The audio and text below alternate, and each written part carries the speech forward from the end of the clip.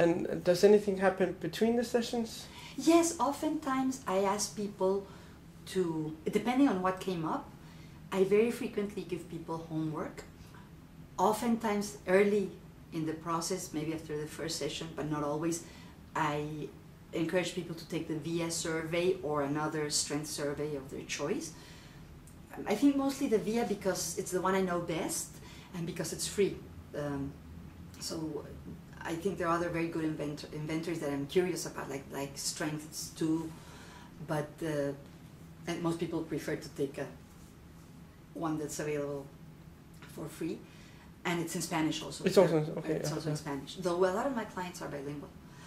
So oftentimes people come with I give them that homework, and it's very exciting then afterwards to go. When you adapt things to fit the client, what do?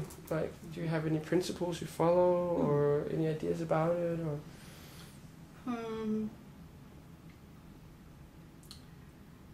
No, it's again, I hate to sound repetitive, but I think it depends. For example, somebody who didn't like to write, she asked me, well, I really hate writing. I don't think I can do the writing exercise.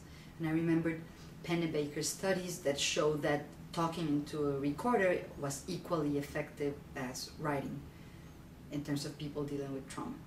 So I just thought, well, what, do you have a recorder? Yes, I have my cell phone. Then why don't you just record them every night?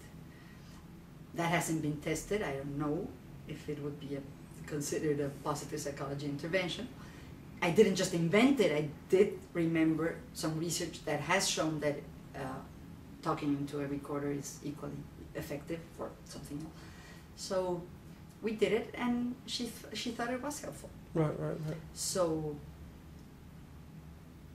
I think it depends on the situation. Let me think what else. I'm trying to think of other. Working with strengths sometimes with people who don't have access to a computer, which is rarer today, but it can happen. We can just do it. I think the VIA is great, and I love to use it, but I wouldn't say if I don't have the VIA, then we can't talk about strengths. You can tell people, well, character strengths are defined as these things that are almost universal. They're appreciated for what in and of themselves, and we can develop them. And some examples are love of learning, curiosity. So which would you say are some, or I could show them the list of strengths. Which would you say if you had to guess or bet, which would be your strengths? Which would you say? Yeah. So it's not that I'm recommending that instead of the VIA, but I'm saying if you don't have it with you, or you can't say, well, sorry, now I cannot work on strengths because I don't have the questionnaire. So I'm trying to think of how other ways that I adapt things.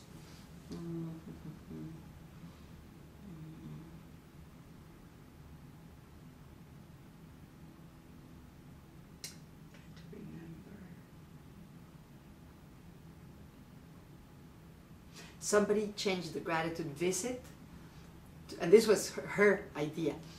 They were going to have a family reunion, and she had been talking about how grateful she was to a family member, and she decided to do like a round of gratitude at the family reunion.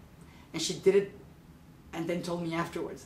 So that in that case it was the client, and it was beautiful. She said everybody was crying around the table about it because she expressed her gratitude to many of her family members. So I don't know. I'm kind of but in short, no, I don't have like a protocol of how to adapt this. It's very, as one of my clients likes to say, very organic. Yeah.